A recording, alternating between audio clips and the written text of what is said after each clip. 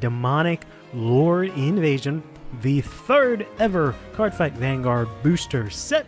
That was actually released as the 4th set in English. This was released after set 6 due to the altered release schedule, and it makes matters extremely confusing whenever you look back at the game's history. But nonetheless, this set is kind of interesting because it is the start of Dimension Police as well as Pale Moon. They finally debut in this set. We also have Dark Irregulars and Tachikaze finally becoming actual clans in this set as they get their own PGs and their own triggers as well. But most people remember it mostly for being the birth of Goddess of the Full Moon, Tsukiyumi, who also comes out in this set here. So let's just go ahead and jump right into this.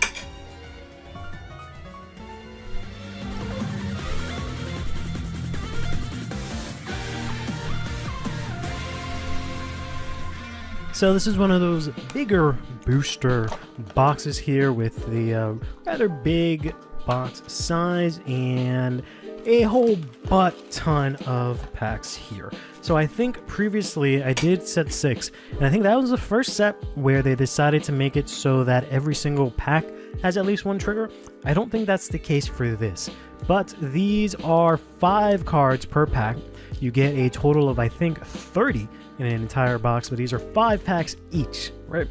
5 packs, 5 cards each, sorry, inside of each of these. I'll go ahead and crack one of these open and just get started. We have here this Royal Paladin card, whose name escapes me, and of course the Aichi and Gwyn the Ripper in the cover, because I think they just didn't want to show up Tetsu and Asuka yet from the anime. So let's take a look here and see what we've got here. So we've got ourselves the Raging Dragon Sparksaurus, Dragon Dancer Ludris, a Dark Queen of the Nightmare Land, so finally a trigger for Dark Irregulars, as well as a heal for Pale Moon, and we're going to get our rare here in the Ravenous Dragon Megarex, which is just a vanilla for Tachikaze here. Let's see if we can get something cool here. I'm really honestly just hoping if I can get my favorite card of all time here, and if I get her in SP, I will yell. So we got ourselves here Borgol here, and then we got ourselves Flame Magic Dragon, a lot of, you know, focusing with soul in this set. Stand trigger for Tachikaze, as well as a crit for Pale Moon, and we're actually going to get ourselves the Hades Ringmaster, which is the first ever starter for Pale Moon, and it looks so cool in the foiling. Look at that. That looks so amazing. We were, I guess, spoiled back then, because like nowadays in standard, every single rare has the same exact foiling. And that one there looks really cool. There's the card on the back of the pack, the Swordsman of Blaze Palmedes here. Pretty cool. Got ourselves our first Dimension Police card here, the Mass Police Grender. Super cool looking card. We got a crit for Kagurao, as well as a crit for Tachikaze, and another Mega Rex here. Cool, cool. And it would be great to see a Tsukiyumi, honestly. Not even for like card value, just to have it here, right? We got this insane hungry clown eating like a plane or something like that. Another Grandeur. We got the first ever Dimension Police starter, the Worker Pod Saturday. Has no effect, unfortunately. Got another crit. And then we're going to get ourselves the Demon of Aspiration Amon. This looks so cool, especially on the camera, right? The camera's really doing it justice because it looks so cool. See what else we've got here. Open up the next pack.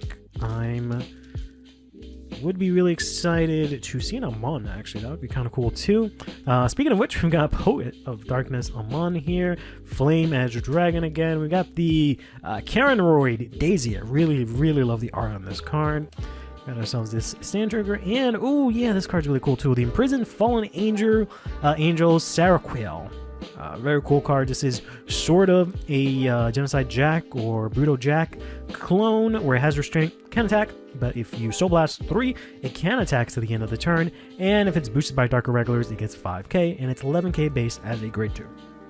So even though it can't attack, you can still use it to intercept, if anything. And if it's your Vanguard, you know your opponent has to deal with an 11k Vanguard. Then we got ourselves the Decadent Succubus here. The Guardian, Oracle Guardian, Red Eye. A stand for Dark Irregulars. This crit again, and we're going to get the Alluring Succubus. probably one of the like hottest Vanguard cards of all time, but you can only really see the full art in like concept art or in the anime. Because here the art on the actual card does not do her any justice to how they actually ended up drawing her, I should say. Hope you guys don't mind. I'm trying a little bit of a different format today instead of just being heavily edited, and I cut out everything in between where I, do the cool and then cut to the next pack. We're gonna just try and do this straight, see how it works. I've been trying a couple of different ways to do this in between videos, open unboxing videos, right? Then we got ourselves here the Bloody Calf, which was actually a promo in the Japanese version, but we got it included in the set. So this actually says Counterblast 2 if you have a Dark Irregular's Vanguard on ride or place, and then you can retire grade 1 or less rearguard. So not the greatest skill, especially since there is no countercharging for Dark Irregulars just yet, but hey, retire is retire. We got the Dark Metal Bicorn here. The black looks really nice here. We got Battle Sister Vanilla here, and we got Dark Queen of the Netherland, Dynamite Juggler. Oh yay, one of my favorite cards. There is another card that you will hopefully be able to see me put together here, but this is the Torquis Beast Tamer, who unfortunately, unlike in Vanguard 0, is only 6k base, but she gets 3k if you have the Crimson Beast Tamer in your soul. So, Crimson Beast Tamer is my favorite card of all time, and if I can get her in SP, that'd be great. I already own 4 copies of her, but getting her in SP would be insane, especially if I pull it and on video. And ourselves the Secretary Angel. Always love the art of this card. This guy looks really cool here. The Rainbow Magician, Candy Clown, and we're gonna get ourselves the Blastosaurus here. I think the first one was Sparkosaurus, but this is Blastosaurus here. It's a 9k grade 3 that if you retire it by an effect, essentially you can call out another copy.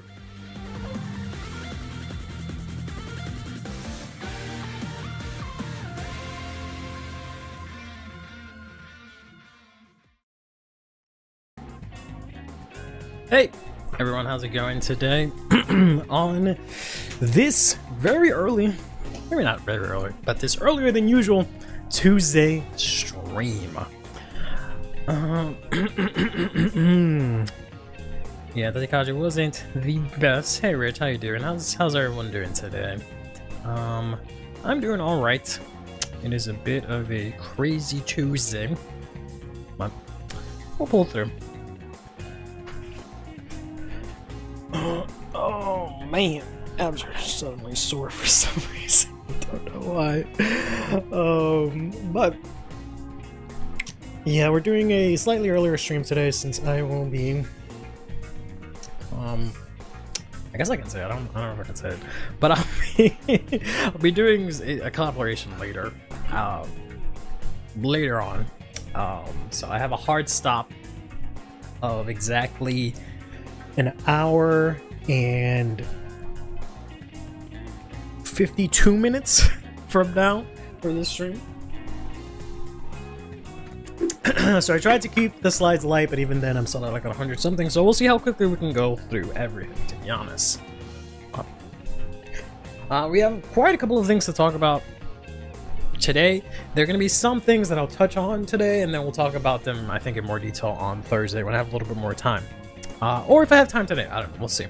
But we'll go over the reveals from this morning, which include X favorite strides specifically.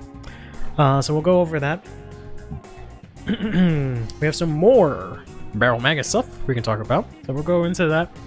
And then we have some results from Chiho Cup in Japan for Set 4, so you can take a look at some more of the Set 4 list. You're on break, but we'll hopefully be back at 6. Okay, cool. I mean, we don't have much to cover for card reveals, right? Not really, but we do have more than we've had before. Because we get the return of Card of the Day. We actually get Cards of the Day. So we can actually talk about Cards of the Day for Set 5 already. Holy cow. Haven't even gotten Set 3, and you're about to see cards from Set 5. Aren't you happy? Hey Douglas, how you doing?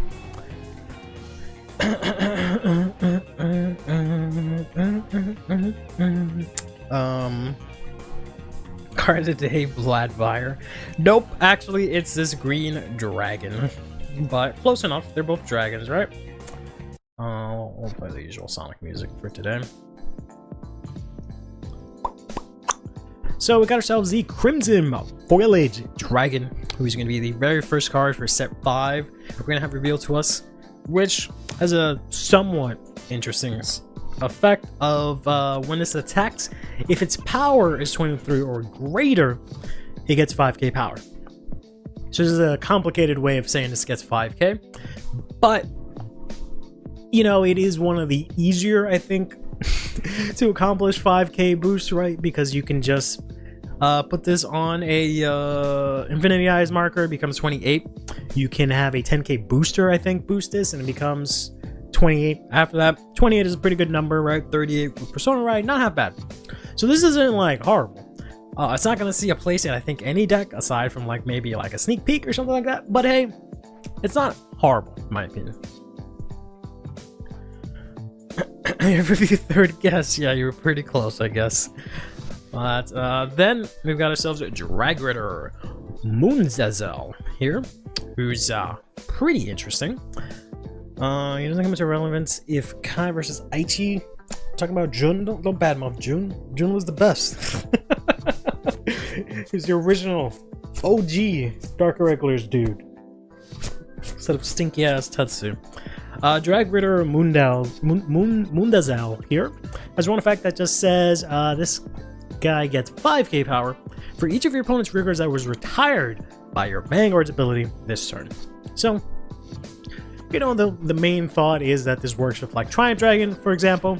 It'll get 5k. This works with your Gandiva, which is a classic example, because that can technically retire up to 3, sometimes even 4 rear guards, right? Or something crazy like that. I think technically you can retire 5 rear guards for Gandiva, right? If your opponent manages to have like a grade 0, 1, 2, 3, and 4 on the board, and you check all those grades, but more realistically, you retire 2, this becomes, you know, a 20k. I can't think off the top of my head if there's any other rear guards or vanguards that retire a lot off the Vanguard's effects specifically, but it's a decent little common. He made Kamui better? No, he didn't. Kamui didn't need his ass. Kamui was already better. Hopefully this doesn't mean Eugene Retrain is coming in set 5. What do you mean hopefully this doesn't? This better mean that Eugene Retrain is coming in set 5. Homie needs a new form ASAP. Hopefully this works with it. Well, we'll see. Varga, I mean technically, but since it's a grade 2, it'll end up getting retired, right? If this was a booster maybe, but yeah. It's a, you know, it's a nice column. It falls into the category of like, oh, okay, that's a usable column, right? Whether or not it's gonna be actually playable in the deck, that's a different story. But it actually has an effect that can actually be applied, right? It's not something stupid like if it's Tuesday and your opponent's Vanguard is grade 11 and you're boosting and you have 5 or more units and you have 5 damage and you have exactly 10 cards left in your deck, you get 2k, right? As we're used to seeing. So, you know, this is at least somewhat playable. 20k booster with the booster. Hey, that's true. Yeah, you're right, maybe you're right. I wonder what Kami's parents would be thinking if he's living a high life at 12. Yeah, I don't think we ever got to see his parents. He might have been an orphan for all we know. Better in premium than D standard, more than likely. Yeah, whether or not they actually need that, I don't know. It's too strong in the lore. It's just complete ass in the anime and also in the actual game. But it's firmly usable, but I don't see use commons. Yeah, it's fine. It's as long as it's usable, that's all I care about. Commons should just be playable. They don't have to be the best cards, they just have to actually be playable. But speaking of playable, let's dive into the Stride reveals as Echoes flushes himself down a toilet prematurely for a few minutes here. First, we've got ourselves here Darkside Mirror Master, who is going to be the PG for Pale Moon. Art looks really nice. My only like gripe, I guess, I don't know, is that I was originally really excited about this because the art looks amazing, and I was like, oh man, maybe I can play this in Lugia, and like I still can, but there's no like interaction or anything that says specifically add a Pale Moon card to your hand or anything like that. Aside from no. I was gonna say the ride line, but the ride line doesn't specify Pale Moon, so there's nothing that specifies Pale Moon, right? So as of right now, it doesn't matter that it's a Pale Moon PG. It's just that the art looks nice, right? Harry card arts look amazing. Yep, 100%. Powerman's pretty bookmarks. No, please no. I'm curious what a movie involving IT Chrono and Yu would be like. I mean, it just sounds like the Yu-Gi-Oh movie, but like, damn, she's pretty again. Yeah. Yep, which is good. So looking forward to having this PG, at the very least. Gonna have to unfortunately get extra copies of it, but we'll see.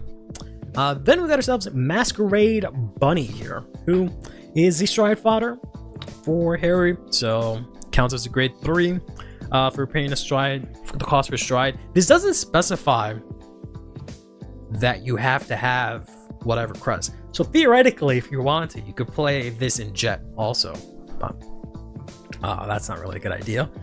But then also, if you have the Harry crest, you can discard her, search your deck, or drop for a Harry. So it's the same as all the other ones. He didn't get an extra skill like the owl or anything like that, but you know, it's as to be expected, right? Friend asking a Harry friend what he thought of the deck so far, and he said he liked the grade 2. He liked that the grade 2 can grab persona rides. I really hope me out for this try, but knowing him, I don't know. Yeah, I mean, like, okay. Maybe he just read, yeah, for the stride. Yeah, I hope that's what he read. We play these in premium. This is just power creep COG, right?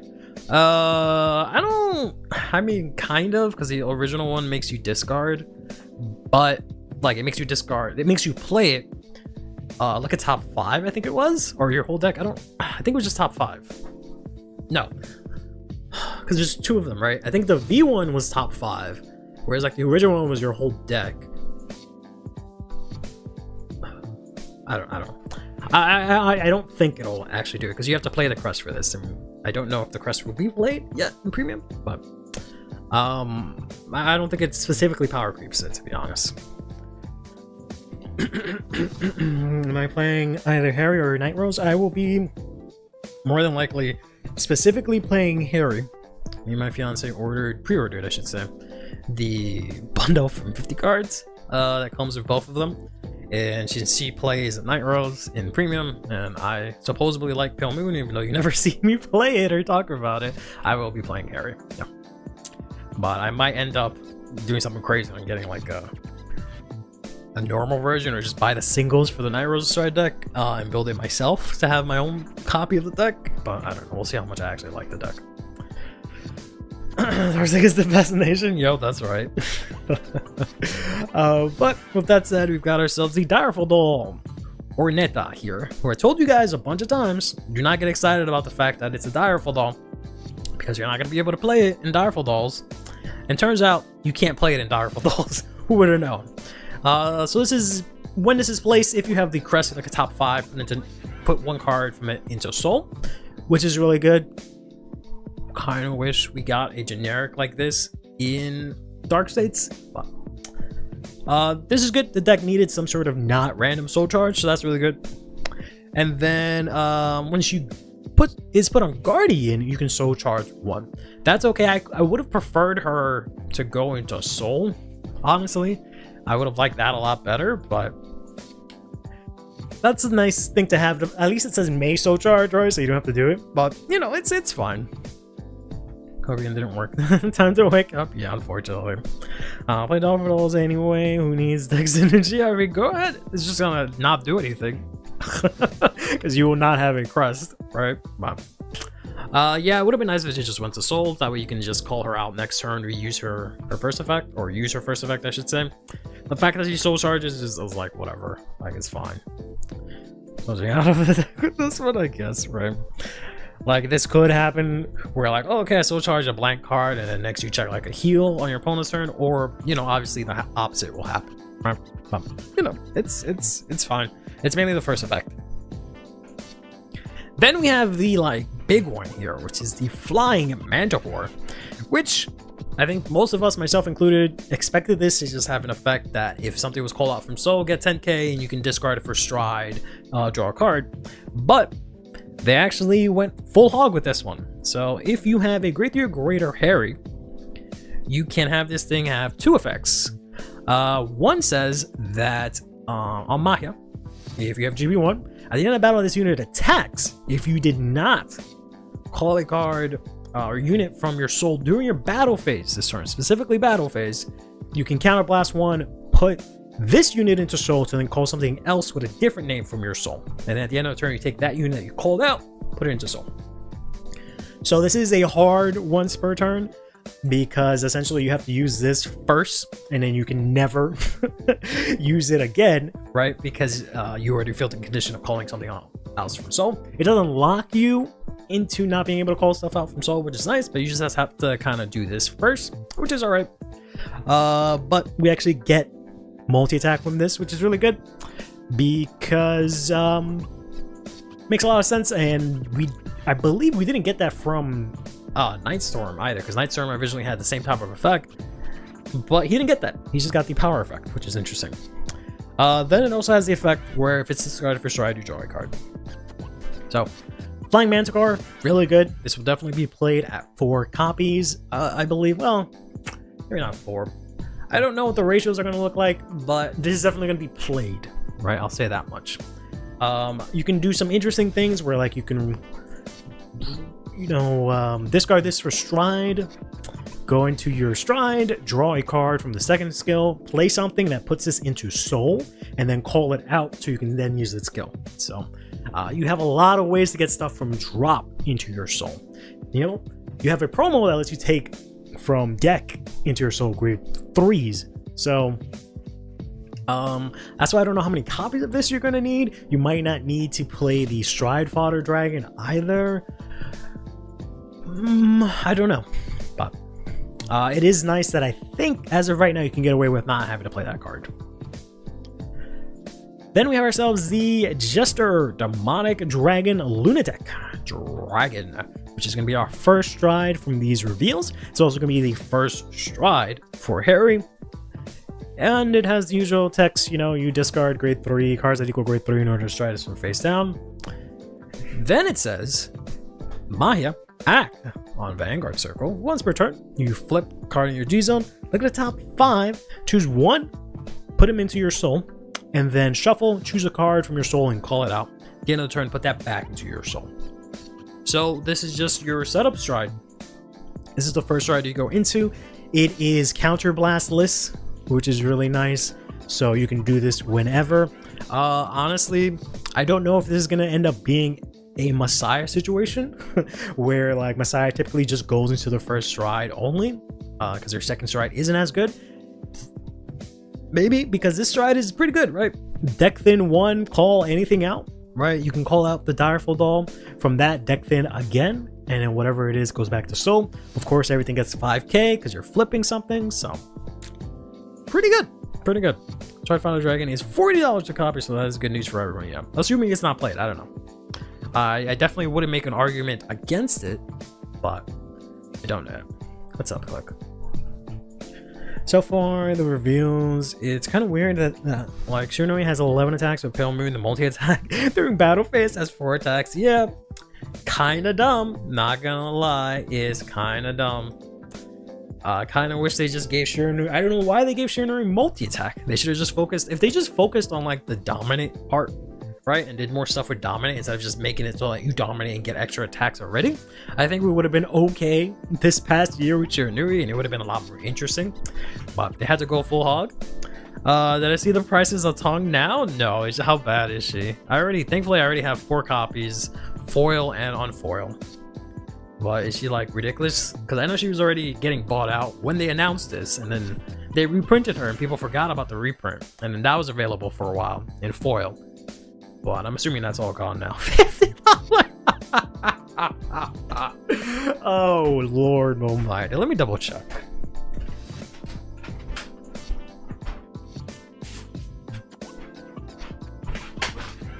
Here, the fucking Dark States library here. Reprint is around 6. Yeah, get the reprint. The reprint comes in foil. Just get the reprint.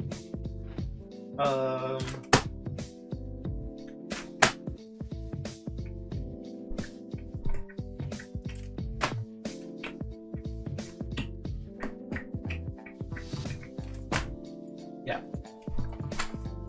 So I currently have 1 foil from the promo pack one. I think I have one foil of the Festival Collection, and I have 4, thankfully, 4 of the non-foil, so I'm good. I'm playing Harry. It's not gonna be max rarity, but I don't really care. I will probably be playing Harry pretty low rarity, so that's good. But yes, get that version because it comes in foil, and you get the flavor text, so you get the best of both worlds, and it's cheaper. People, when they look up a card, they just see the first listing, not realizing that there's different listings for it, or different reprints or printings for it. So, yeah. They have Princess and Lestrade left. Yeah. They were around $1 earlier today. I don't know how they lasted that long, but it is what it is. I don't know why people thought you wouldn't play that, but yeah. Clockwise and Joe Juggler are goners also. Clockwise. Ugh.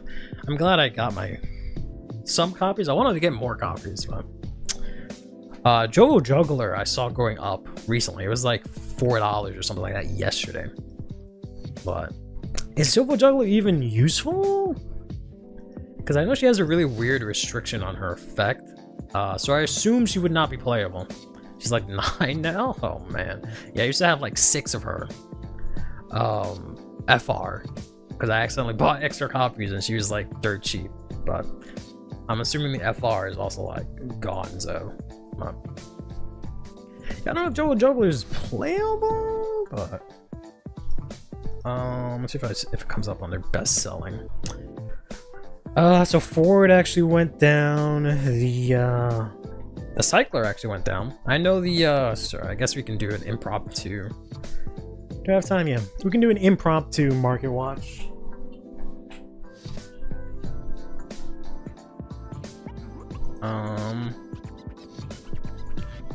Firefox. There we go. Okay. So Ford actually went down. That's kind of cute. This kind of went down. This is a steal. This is a steal. This is a steal. This got jacked up. This went down, which is nice. This is a lot cheaper because I think we got the reprint set for this. Pick these up ASAP, please. God, listen to me. They will be gone very, very soon. Once people remember we're getting a lyrical set. I'm surprised Triple Drive Booster is still available. Likewise with this. I was hoping Triple Juggler would appear here because they usually show like the stuff that's getting bought. I'd pick these up too, please. It's not here. Yes, I have to look for it specifically. Unless I can do. No, I can't. I have to go here. Let's try and do. I'm trying. Oh, I didn't want to look for specific cards, right? What I was trying to do. I don't know why this thing is being so slow. All of a sudden, not Dark Zone, but Dark States, and I absolutely hate TCG Player's filter system because it always refreshes and it makes you scroll up to the top. So far this should be playable. Whew, $25. Whew, $30 for Clockwise. Unbelievable. I almost forgot. I almost died. You heard them mention unbelievable. $40. Yeesh. Jeez, I know it was $300. $15. Okay, that's not horrible. This is the promo version. But yeah, she's going fast, kids. You better get her. I don't know why. If you were planning on playing Pale Moon, you didn't get her before. But hey, yo, that's on you, kid. You need to get copies of this before they get to it. But ooh, that's really cheap. We'll see if I can. I'm surprised this went up again for like the 100th time. Clockwise for 40 for the FFR. This, I'm surprised hasn't gone up more. Okay, that's not so bad. $6 for the special reprint. Yeah, I get this one. This one is in foil.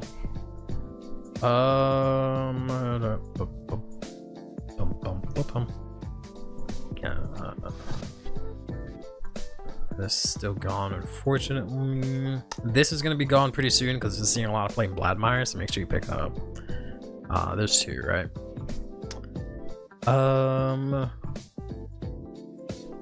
I would not be surprised if this is playable in Harry, to be honest. So if you don't have this, I would pick this up now.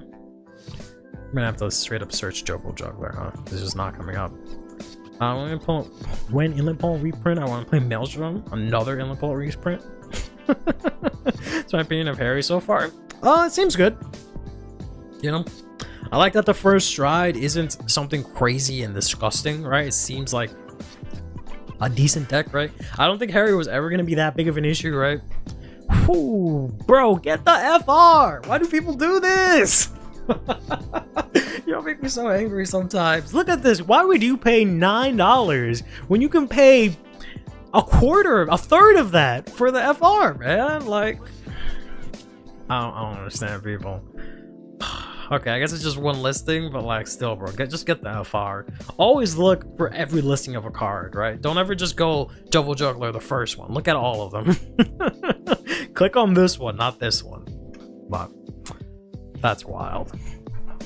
But all right, enough of that. All right. So yeah, I think Harry's good. I like that the stride isn't the first stride at least isn't anything insane, right? It just seems like it's fun and playable so far, right? Which is all I really want it to be. I don't want it to be fucking, like I've said a bunch of times, I don't want a third year stride domination in standard. So far, this just looks good, right? And they've definitely put a couple of restrictions here and there, which is kind of boring, right? I don't feel like it would have been a huge issue if like the dragon could come out multiple times or anything like that, because it's tied to counterblast anyways, right? I don't think it would have been a huge issue if the grade 2 here, if she put herself into soul when she guarded, I don't think that would have been that big of a deal, right? I think the deck would have just been good, but I don't think Harry has the grounds to be anything insanely, you know, meta defining or crazy like that, right? Because it's just a multi-attack deck. It doesn't do anything super insane. It doesn't get crazy high numbers, right? So far, right? Minus the crest, but that's with time, right? But yeah. But we'll see. Next week we're actually getting Liel Odom, right? Which is kind of interesting. I guess the next Thursday stream is actually going to be the the last two strides for both of them. Because this Thursday stream, we're getting the Obadiah and some other cards for Night Rose. And I'm assuming the following Thursday, we'll get the remaining strides and cards for both of them, right? Because it looks like they're starting to go into set 5 reveals. And also, there was supposed to be a new product revealed today that's going to be releasing in November for Japan, but they ended up delaying that reveal till this Thursday stream. So hopefully we see that this Thursday, but that was also pretty interesting to not see that show up. A lot of people have been thinking that it's going to be freaking some sort of G anniversary set for standard, in which case I might lose my mind, but time leap, please no. But we'll see. But that's it for this morning's reveals and all these stride shenanigans. We'll go into some quick things real quick. Someone of miracles or as a hell I'm predicting it. I hope not. I hope not. But I kept saying that I'm pretty sure we're gonna get. Originally, I thought we were gonna get like new like grade 4s or whatever's for the original Destined ones in set 5. But I think they're just going to do a bunch of retrains, but I don't even know anymore. I guess we'll see. But quick news. There's a brand new TCG coming out. It is for the Love Live franchise. If you don't know what that is fine. That is totally fine. But all you need to know is that it is coming out soon. It's going to be a card game. And that most importantly, it's going to be by Bushiroad. I think it's going to be the same thing as like Shadowverse and I think HoloLive, where Bushiroad is just distributing the cards. So it's not like they themselves are involved in it. So the fear of it being that, you know, they will be putting all their resources that could go into Vanguard into this game, but that might still be something, but who knows, right? But I do hope that they do something for G's 10th. It was for Odeon? No. There's a oh, that's what you meant. Okay, never mind. Sorry. Yeah. Oh man, I don't know. I hope she's not Gear Chronicle, because I'm hoping I can enjoy Leo Modem. I don't really like her art as much. Something about it I'm not feeling, so I'm hoping she's really playable. Like, I really like the deck, but if it's just Gear Chronicle, then I'm not gonna like it, because I don't really like my Gear Chronicle. But seems to be a new TCG announced faster than the video games get announced. Yeah. Funny that a Chinese anime / movie streaming site is involved in the Love Live TCG product. Interesting. Yeah, so very, very strange product. Came out of nowhere, but hey, just keep that in mind, because Bushiroad has picked up this. They picked up HoloLive, and then they have the Quintets game that's coming out, and they just recently released the baseball Dream Order game as well. So just I guess keep that in mind, right? Next up, from the Drop Zone, just quick reminder, we are having a tournament this Friday for standard remote. It is going to be at 8 p.m. Eastern Standard Time, so in half an hour after the anime episode finishes, you will be able to compete in this tournament, is what I would like to say, except for the fact that we're actually at max capacity for this tournament, which is insane. But I set the cap to 16, and we actually have 16 and a wait list, which is dope. But if you guys want to watch, you guys can watch. If enough people are on the wait list, I can extend the cap, but we'll see what happens. You're retired, bro. You've competed in 0 of my tournaments. How are you gonna retire? Unbelievable. But rugby TCG, I don't know about all that.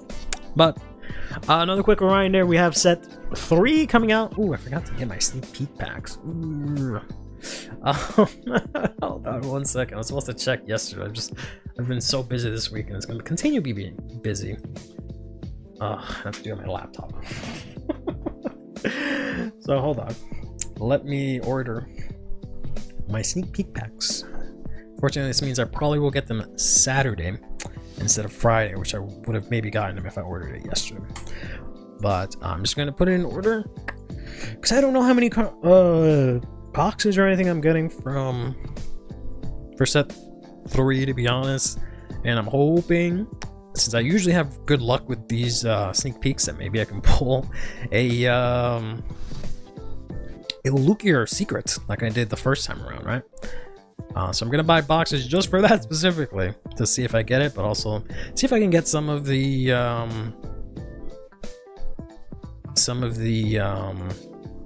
what is it called, Storkea stuff, because I don't have any of that ordered, as well as the Shoujo Doji stuff. See what of that I can pull, so I don't have to go and freaking buy everything off TCG Player. What happened? Transaction denied. Oh, that's probably because it's the wrong card. That's why it was denied. But we'll see.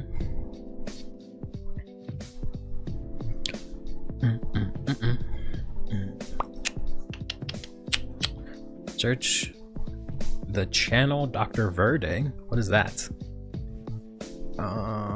Yes, should be that one. Dr. Verde. Who that?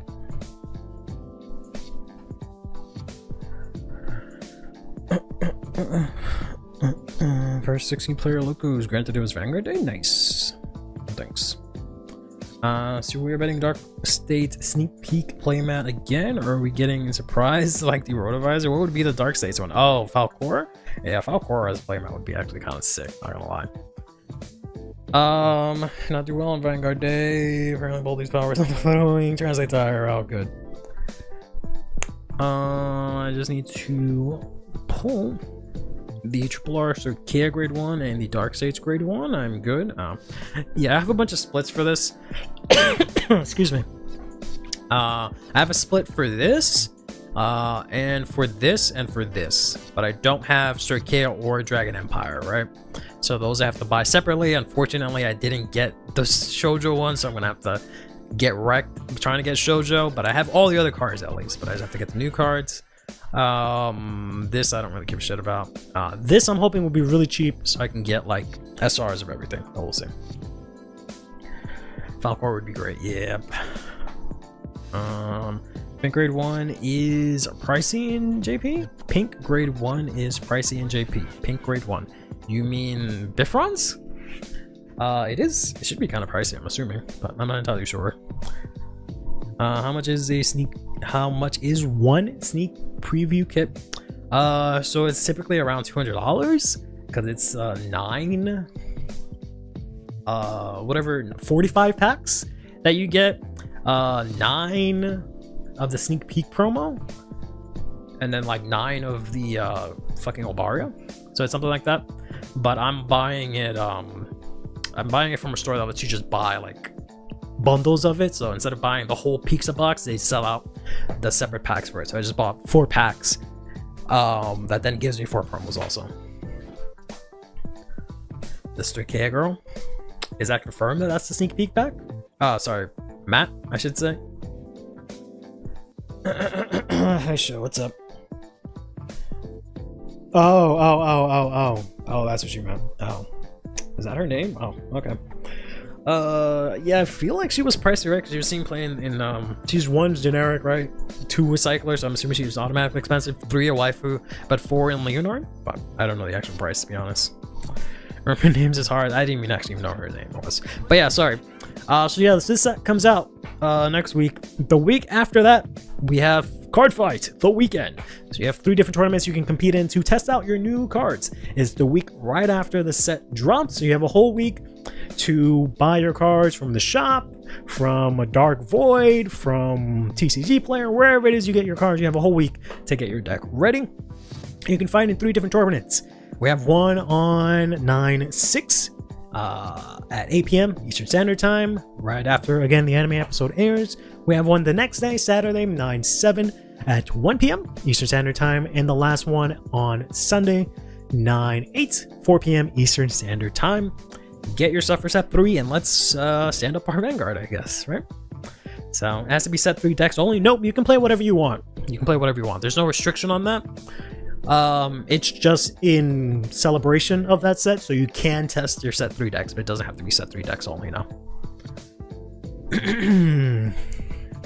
Those are the entries in the tournament. I mean, I doubt it. No one really plays anything crazy meta in the Discord, but there's also no prize, so I don't think everyone will be playing Shoujo Doji, so I don't know. I don't think it'll be that big a deal. I think we'll consider 9/7 or 9/8. Sure, perfect. We'd love to have you. That you should game me anyway. Go for it. Casual man out of retirement. All right, perfect. We got him. We got him out of retirement. Let's go.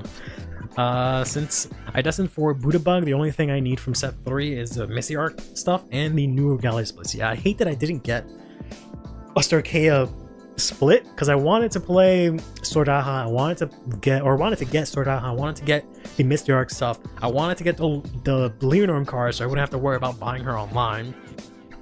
And then there were like 1 or 2 commons that I wanted to get also, but it's whatever. But we'll see. So yeah, so those are the tournaments. Check out the Discord if you are interested.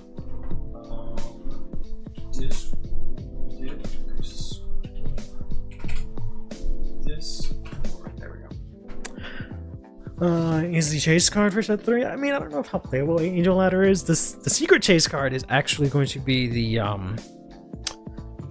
what is it called? The other Regardless piece? I forgot what it was called now.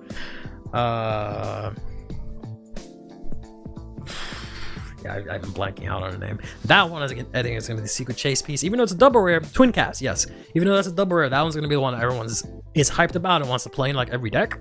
So watch out for that.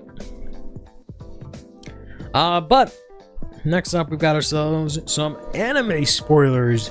Real quick.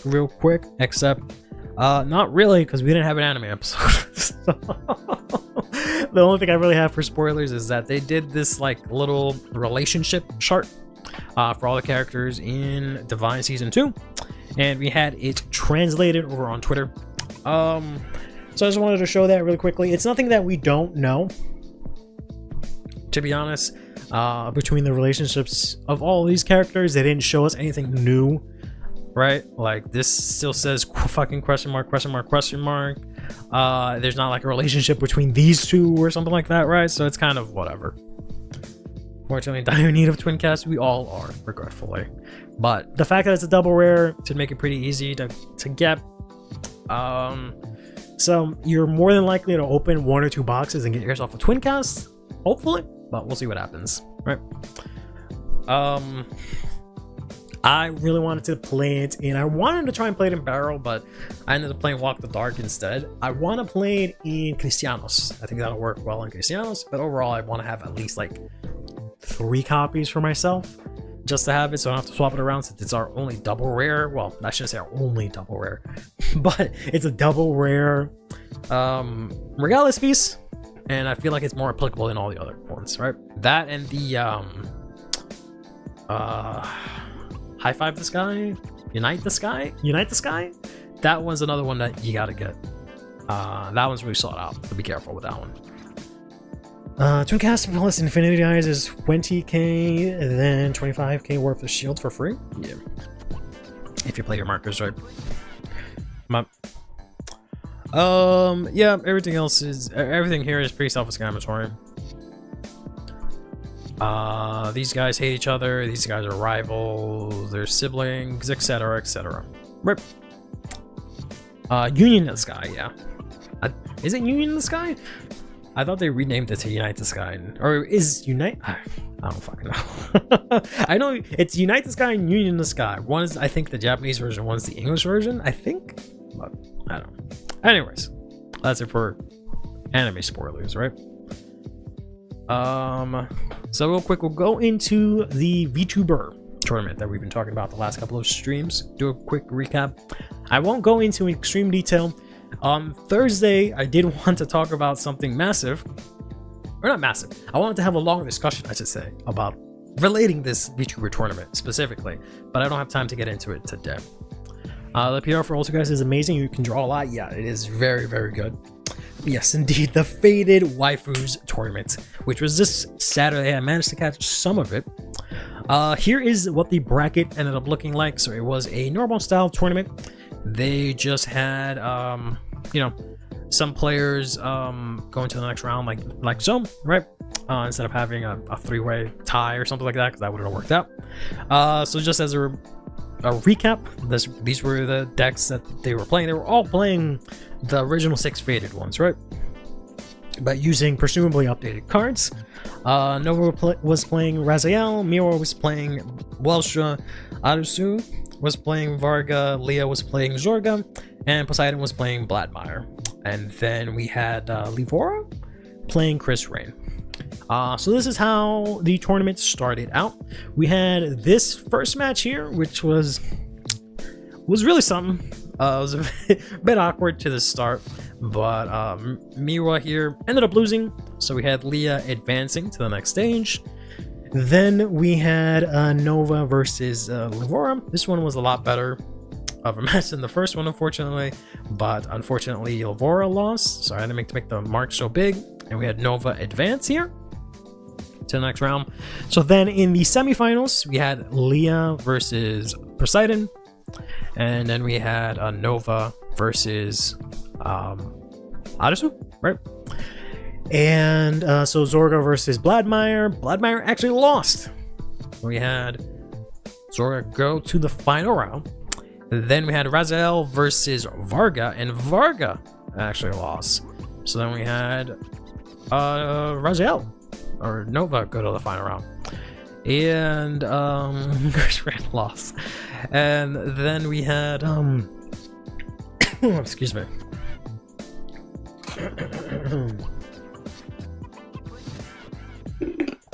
I thought Union didn't have an English name yet. It was just to be announced card. Maybe it is. I don't know. I might just be making that up. But then it was Raziel versus Zorga, and the winner of all that was the Zorga player. So congrats. Overall, the tournament seemed like it went well. I hope these girls had some fun. I'll go here. I hope they all had fun, right? Because I think the only ones that had actually played Vanguard was Nova, and I think that's it.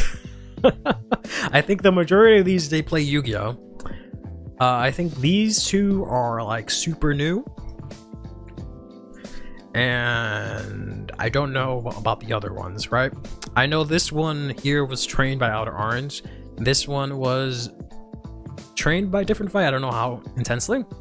And this is the one that Boyang's always talking about, that bought a Varga deck. Singles for a Varga deck, right? Valkyrie Lyrical one plays Vanguard. She does? Oh, okay. Okay, so we had at least 2 of them that played Vanguard. Not so much for the rest of them, right? Not if she played Vanguard before? Okay. Like, just played it, or like she streams it regularly, right? I think, yeah. So I think they might have tried it out once or twice or something like that, but as far as I know, Nova is the only one that actually played the game, like, extensively, or streamed the game, right? So the fact that they were able to get 5 other random people to start playing the game for this tournament was kind of nice. The goal of this would have been for their like fan bases and stuff to get exposures to Vanguard and whatnot, but we'll talk more about how that went on Thursday because I don't have time to get into it. Those on a regular basis is the way to put it. Interesting. Veronica plays Alciel? Okay. Yeah, so I think it was just mainly these. So it sucks that she couldn't make it farther. Player played Vanguard but gave up after 1 game. Alright, so she just tried it, so that doesn't count. So it was just really these 2 that actually played the game.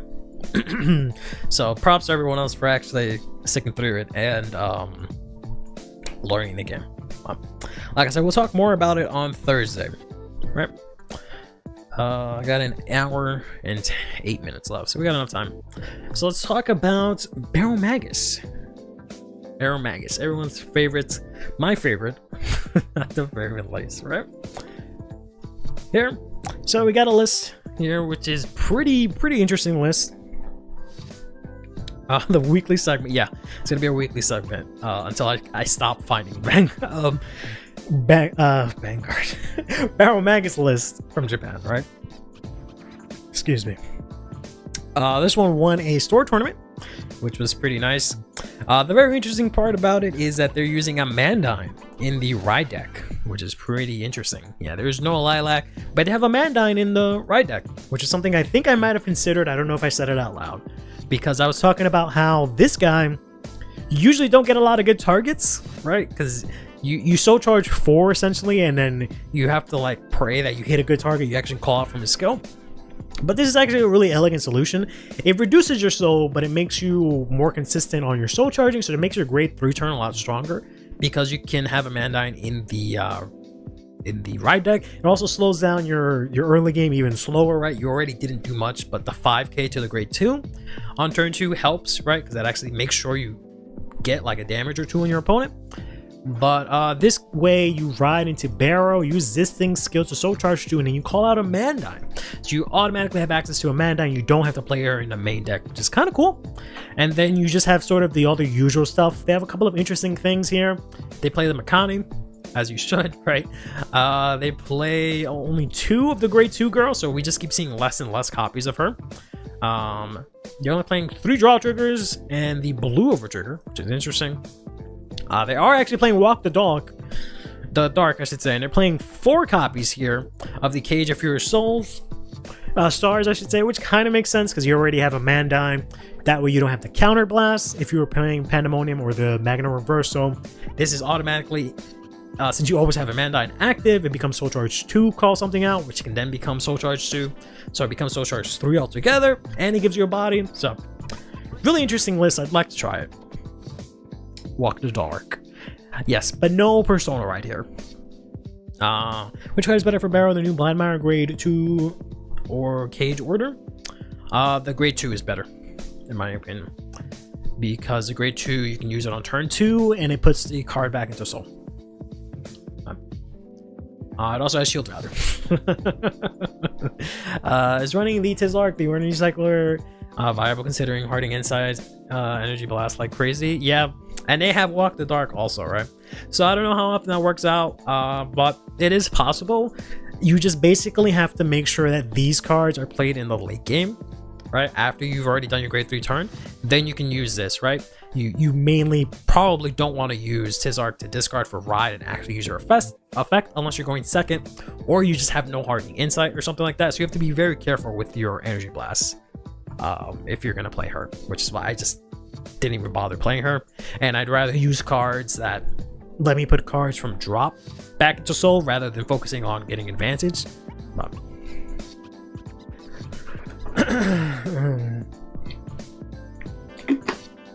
I mean, I wouldn't say that Barrel can't use it. Barrel would have loved to use it, right?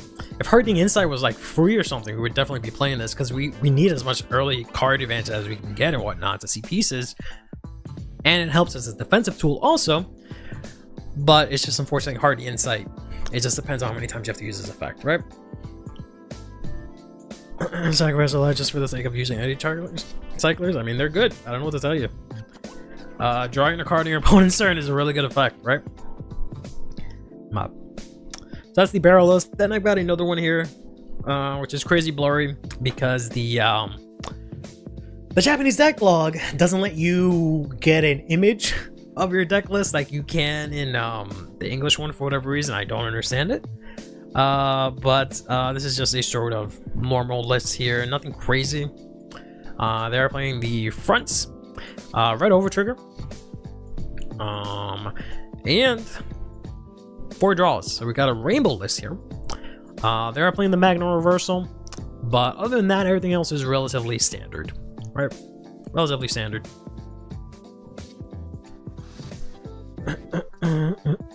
Plus 7 draws on opponent's turn natively. Yep. No. Is a new barrel still the kamikaze rush deck that if we don't finish your opponent on turn 4 we are dead? No, it's definitely not that. It's just, are we going to survive to see us turn 4 is more like the issue, right? Because you will more than likely not kill your opponent on turn 3. We did not get any increase in power or anything like that, but you are able to last longer, right? Because you can technically draw a lot more cards, right? But yeah.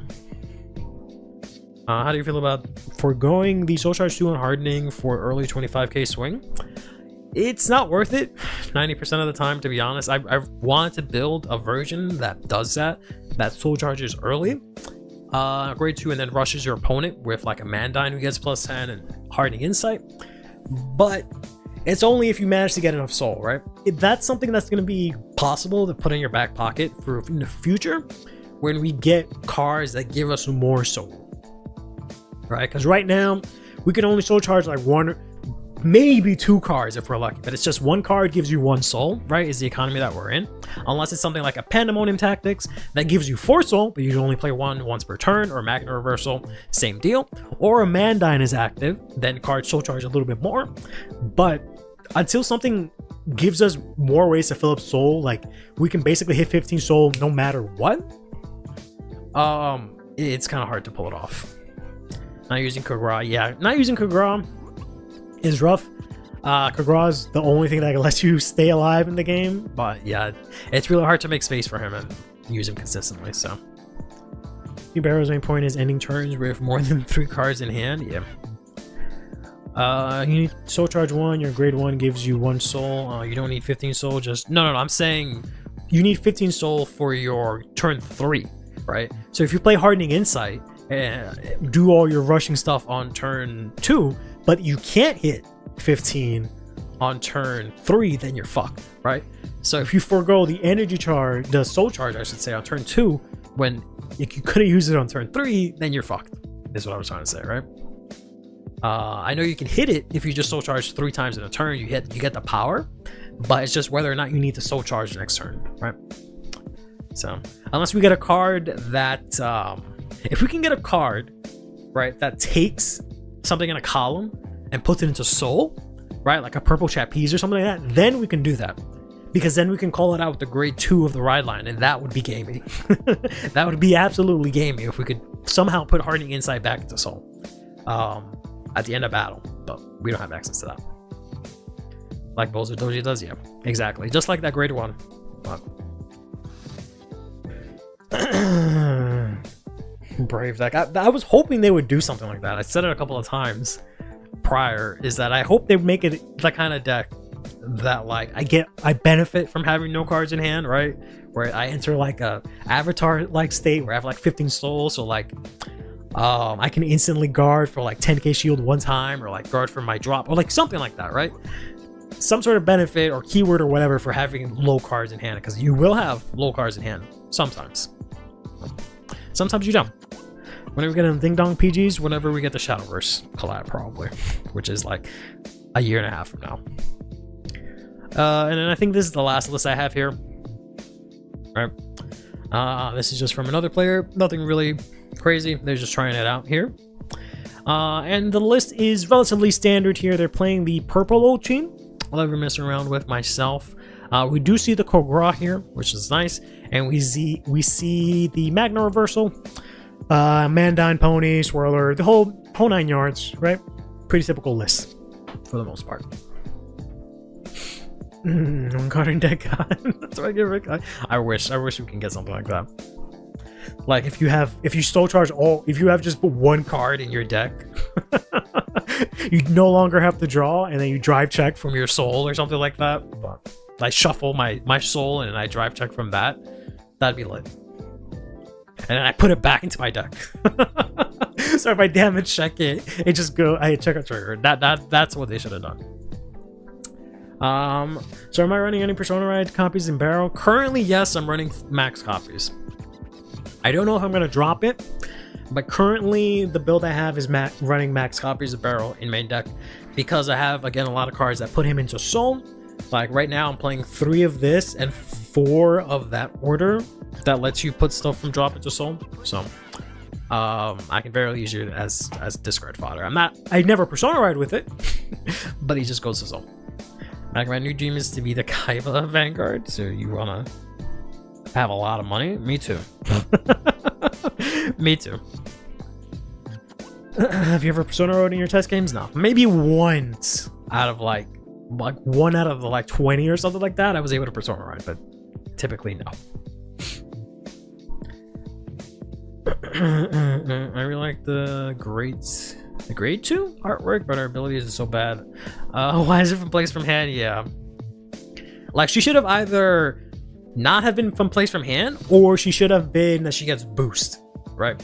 Because her getting 5k does nothing, because I'm just always going to attack with this guy, right? So I always just call her out, and then I can't play a booster because she's just taking up space because I want to put her into Soul. So they should have done one of those things, or both. Honestly, I would have been okay with both of those things, and it would have made her a lot better. But I'm really hoping, praying, everything that we get like 1 or 2 more cards in set 5. That round it out a little bit better, but we'll see. But yeah, no Lilac here either as well. I think Lilac is still fine. I like 1 or 2 copies, but it's just whether or not you can find the space, and you just don't have the luxury, unfortunately, to do that anymore.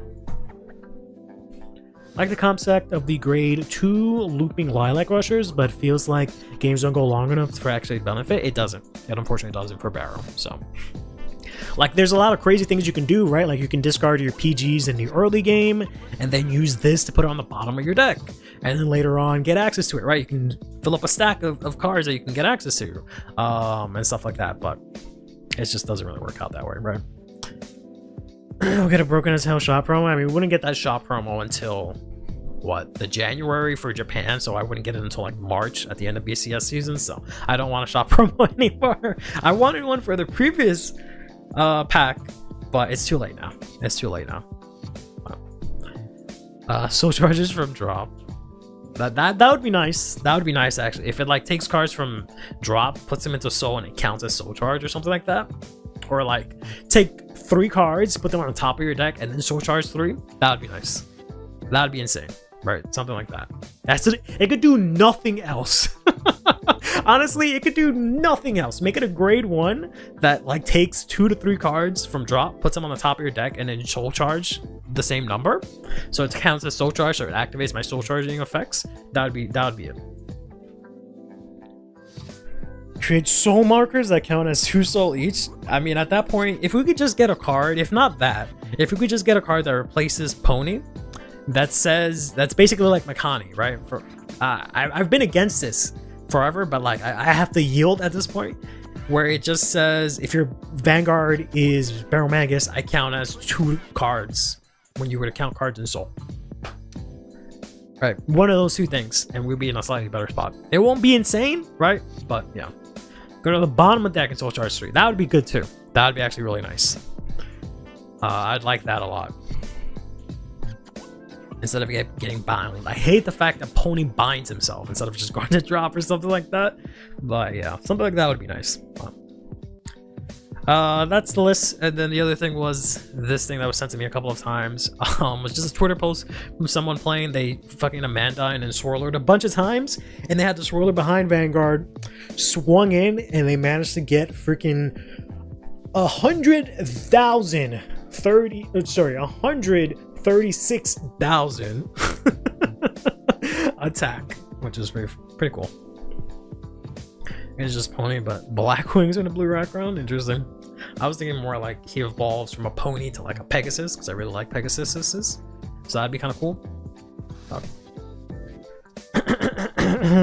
But then the other thing is we got a lore for Barrow. So maybe I'll do it for like a separate video. Maybe we'll do all the lore for Barrow. But I've always wanted to like go into do the lore for Vanguard, but it's just been kind of difficult to figure out how I want to do that in like a video series. But maybe we can read the new lore for Barrow next Thursday. I won't do it this year because we don't have time. Legion with 13 cards in Soul. Let's see how that works out. What? Barrow used to be a Digimon, Pony to human. That'd be interesting. But that is that. We'll go over that on Thursday. And then we'll go over today just some results from Japan. We have a bunch of topping results. We also have Ultimate Vanguard that happened this weekend, but we'll go over that Thursday as well. Even though there's not really that many lists, I just forgot to make the slides. And I have the slides, I just didn't put them in here. But here is what your chart is looking like. And can you believe it? Can y'all believe it? Mr. Shirafucking all the way down here. Impaldio seen more play than Shiranui. Insane. Who would have thought? Who would have thought this would be the world we would live in? That's how the evolutions work normally. Yep, exactly. It's the best deck out of set 4. I mean, yeah, kinda. I mean, new deck specifically, yeah. I don't know about overall that like got supported. Vladimir might be better, but I don't know. How did Vanguard 0? How did Vanguard 0 become meta? Isn't it bad? Huh? What? Vladimir, let's go. This should never be mentioned. I already mentioned it earlier, but we're gonna talk about it again on Thursday. But I did a synopsis of it. All deck bad for only having 3 attacks. Yeah. This is why you should never ever. This goes for me too, right? Even though I try my best to not fall into this, never ever trust anyone when it comes to card reveals. No one, not even yourself, because even yourself are stupid and you're gonna think a new deck is bad. Don't trust anyone. Do not. Test it for yourself, and then even after you test it, fucking don't trust yourself. Gaslight yourself, right? Don't trust yourself. You're stupid. You'll never be right? Because shit like this happens all the time. So don't even think that you're right. Wait until it comes out. Don't make harsh judgments right off the bat. But let's take a look at the deck list, right? So we have 13th through 16th here with some pretty interesting decks, right?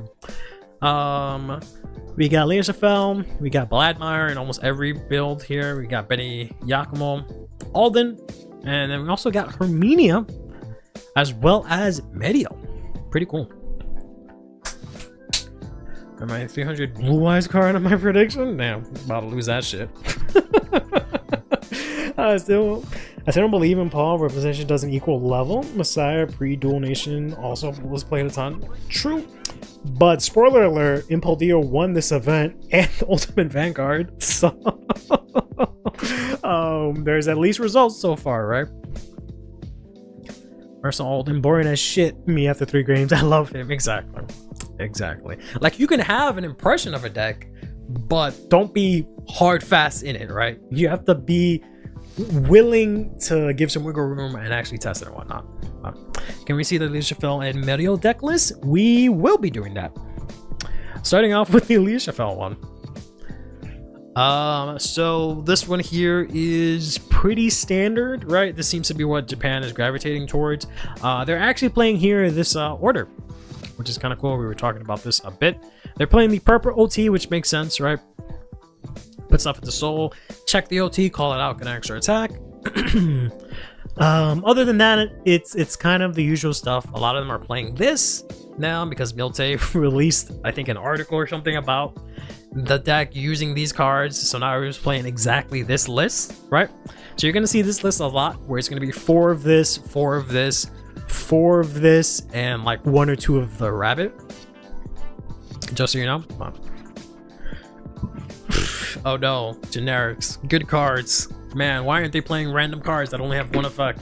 Wow.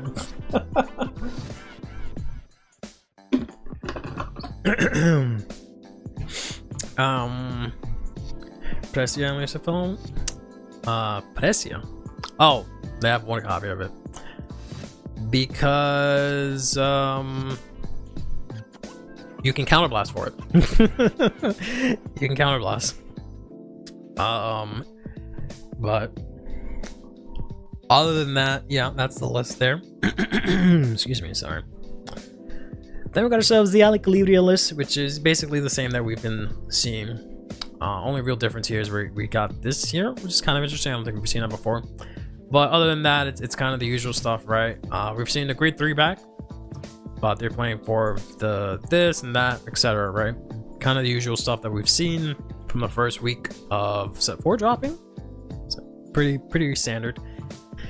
Then we've got ourselves the Bladmeyer list, which was pretty interesting because they're actually running 3 copies of this, right? 4 copies of the boost order. So everyone is going ham on this boost shenanigans. So that's why I told y'all, pick these up while they're cents right now. Don't come at me in October and be like, damn, it's $20. I didn't know, right? So but yeah, so we're seeing this played. The reason this is played is because you can make this boost and this becomes a giant fucking booster. This is interesting because it works with this, right? You can look at the top cards of your deck, you to your number of set orders plus 1, look at them, put them into soul, right? And you can counterblast 1 to put a card from soul into hand, right? So you can get your PGs, which is kind of nice because you end up soul charging them with the ride line and stuff like that. Alec is super solid. Yeah, sounds about right. So that is Bladmeyer. Then we got ourselves the Mini Yakumo list, which they're all kind of the same thing, right? It's just 4 of all the, or pretty much max copies of all the Vispo cards, right? Everyone's playing it pure Vispo, which is kind of is what it is, right?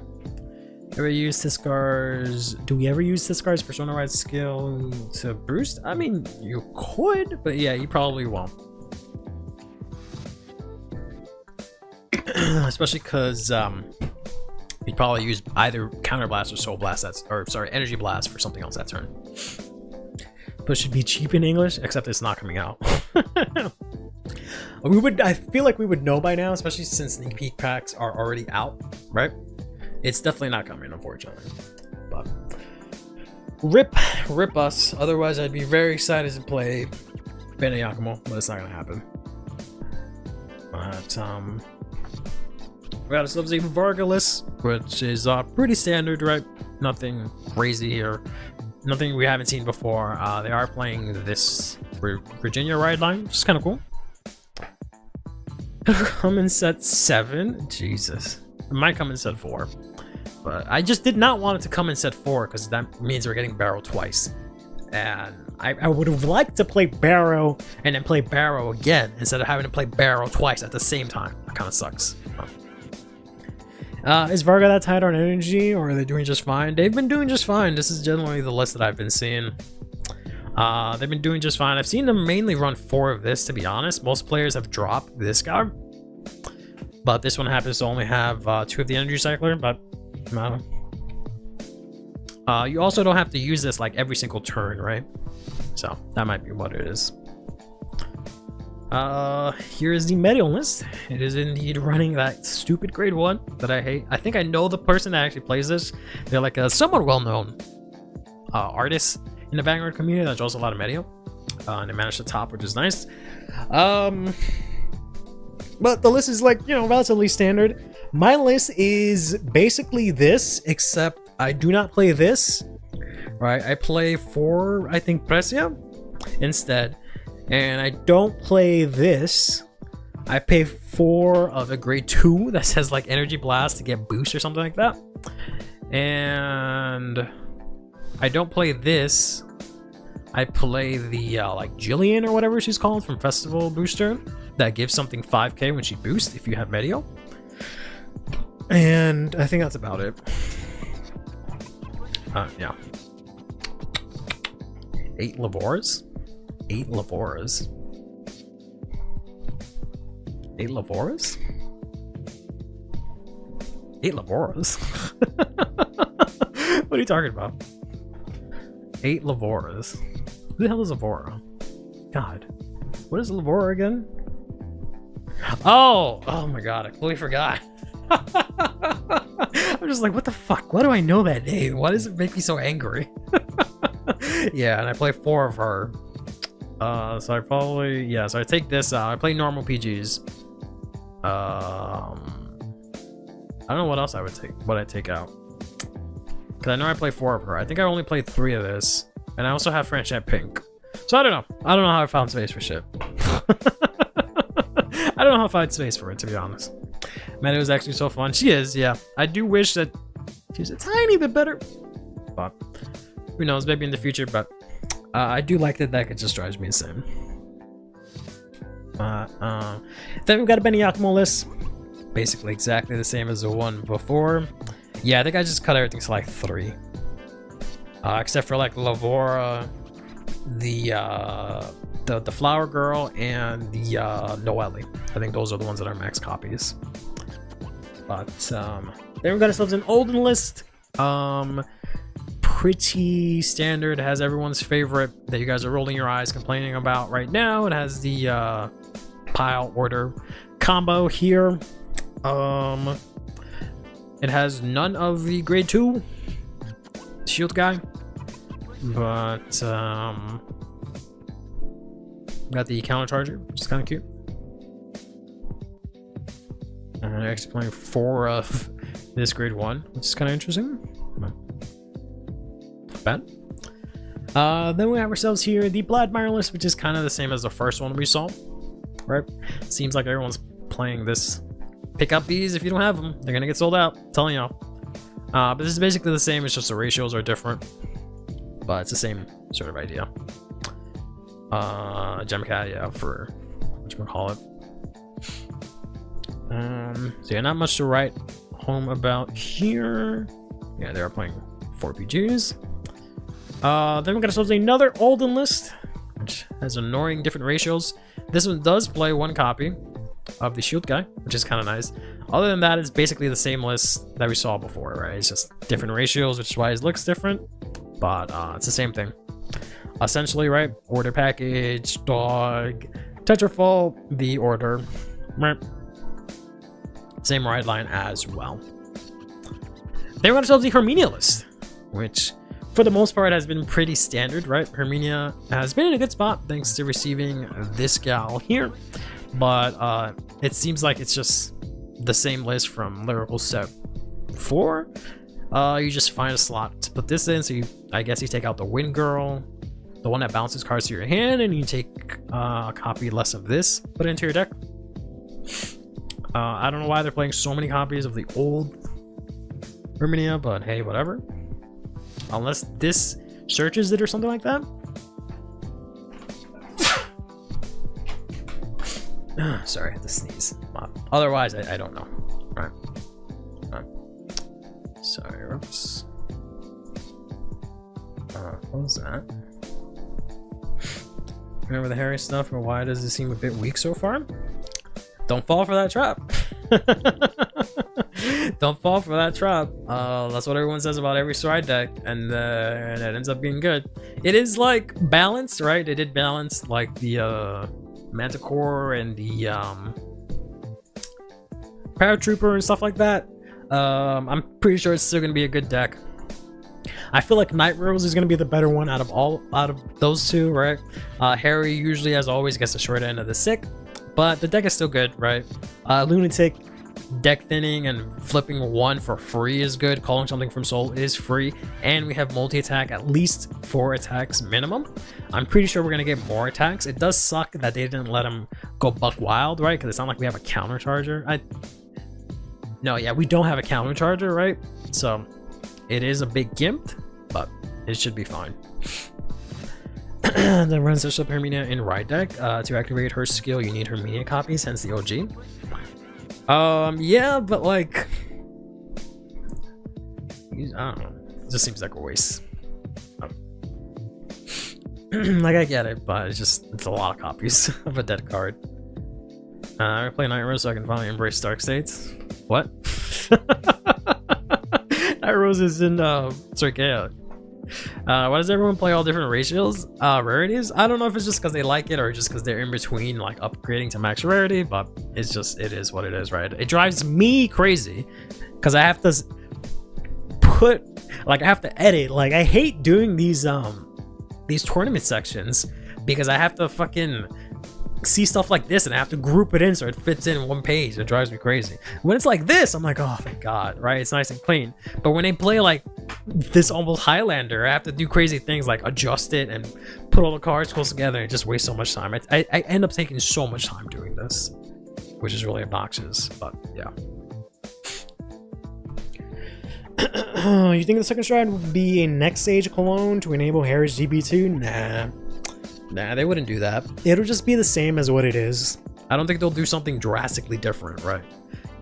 All of the stride decks strides have been very close to what the original did for the most part. So I don't think they're going to do something completely out of the ordinary like that. Yeah, the Bang Dream crits also are part of that problem, but sometimes they play max copies, but yeah. But no, I'm pretty sure it's just going to be like it calls out too. Right, I'm pretty sure it's just going to be the kind of thing where you attack with the Manticore, attack with something else, attack with Vanguard, it calls out 5 attacks kind of deal. I might do something a little extra to make it stronger, I don't know what, but I'm pretty sure it's just going to be multi-attack. Maybe it gives the cards it called out, like the original one, it'll give it power based on the number of Harrys you have face up or something like that, so they get additional power to the end of that turn or something, but who knows. Harry only getting 2 strides like the other ones. Yeah, only 2 strides. He's getting Lunatic and then himself as a stride. I forgot the actual name of it, but it's just Harry. Something Harry. Right.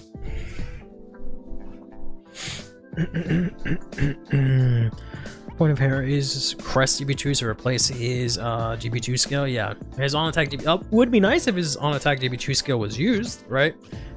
But it's just not going to be, unfortunately. Unless you don't have stride fodder and you're like, fuck, right? You can maybe make some use of it, but yeah, it's not gonna work out.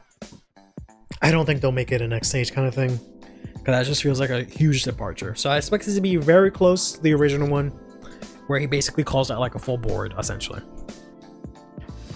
But yeah, that's the Hermina list, and I'm expecting the Night Rose one to be about the same thing, right? I'm expecting her to have Necro Lazy actually enable multi-attack. Hopefully it'll work kind of the same as it does. And maybe they'll do what they did in Vanguard 0 and give her a crit. I don't know.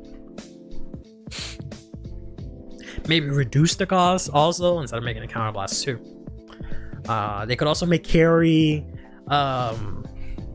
be free, right? They can make it the stride so it doesn't counterblast like they did for Lunatic.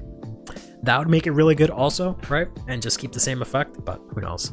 Oh yeah, I don't remember which one they're doing. Because I think they're doing the first Harry stride, which was like a bearer effect, right? So it was like you put 2 into soul and then you take 2 from your opponent, put it into their soul, right? So it gives you removal. So it'll do a lot. It'll do a lot now that I'm thinking about it. So it should be fun.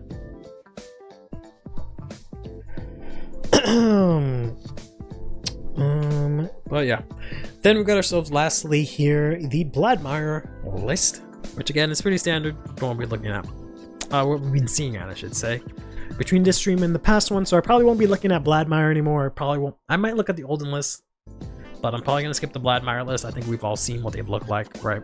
It's generally this. We all hopefully, right? If you've been paying attention to these TED Talks, you know how they work by now. But yeah, same thing with Alakalizia. I think we have a general idea how that deck is going to be built for the most part. But I'm sure I haven't complained about Nicolazi's name. I mean, yeah, it's from 2014. It's too late now. Is there three Colossus really getting cut in Bladmeyer? I thought the card was really good. It's only really good with this girl, honestly, but most people are cutting her anyways. Other than that, you kind of don't need it. The draw was nice, right? It didn't always really accelerate anything, right? So all it really did was let you draw one, which was like okay, but it'll be fine. And go to McDonald's for a toy. Yeah, I might end up getting that for dinner or something like that. I don't know yet, but we'll see. But yeah, so that's top 13 through 16. Every time I leave, you can really go back to Bladmeyer. Unbelievable. Then let's look at 9th through 12th here, where we've got ourselves a lot of lyrical. We'll just get to see. We've got ourselves 3 Michus and 2 Liesafels and a Kyrie. We also got ourselves, you know, Vargas, Shoujo Doji, but we also have ourselves, and you know, Shiranui. We also have ourselves a PBO, as well as a Impaldio. It's really nice. Yeah, the Yu-Gi-Oh! Hello Kitty thing. Finally just confirmed in English or US. So here's a Shiranui list. Kind of looks, you know, usual. I won't be looking at these going further because it seems like it hasn't changed. The only real difference is that I've seen this in a few lists, which is interesting. But other than that, it's the usual use, right? Discovered Pocky Sticks yesterday. Oof, dang. Insane over the cinnamon thing. Yeah. Here's a Lil Chappelle list. This one is running a lot of different cards from the one we saw earlier. So they didn't get the memo from what's his name maybe, but they're running the Willista ride line.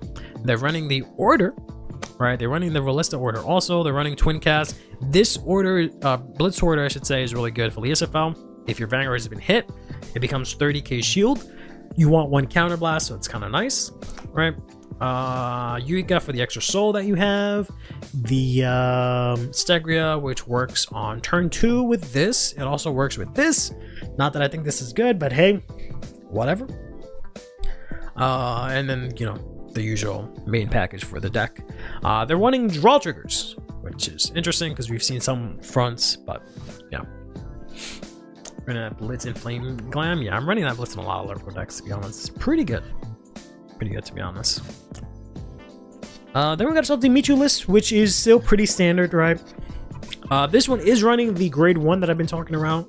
This one, I like this a lot better than the grade 3 because you have so much soul in the deck. You can Soul Blast 1, Soul Blast out your Persona Ride copies, and then put any copies from drop. You can put 2 cards, 2 normal units from drop that are grade 2 or greater on the bottom of your deck, which is great. So it lets you very easily discard this for a ride or whatever the case may be, but also just recycle it so that you can use this to skip ride again, right? So this is basically how I think I will be playing the list. The only difference is that I'll probably do 3-3. I don't know. I've seen them play more copies of this grade 2 one. I don't like this grade 2 one as much. I like this one a lot more, but yeah, people have been playing this one a lot.